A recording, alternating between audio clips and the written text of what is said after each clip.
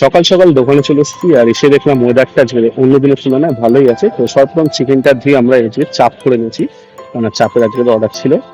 তো চাপ করে আমি বিরিয়ানি হাঁড়ি নামিয়ে দিয়েছি, আর হাঁড়ি নামানোর সাথে সাথে কিন্তু কাস্টমার আসছে। আর এখন গরম বলে কাস্টমার যে বিরিয়ানি খাবো না এরকম কোনো ব্যাপার নেই, কাস্টমার কিন্তু প্রত্যেক দিনই বিরিয়ানি এসে নিয়ে যাচ্ছে। অনেক কাস্টমার আছে প্রত্যেক দিনই বিরিয়ানি খায়। তো আজকে এটার মধ্যে স্টাফ কম, তো আমাকে একটু বেশি খাটতে হচ্ছে।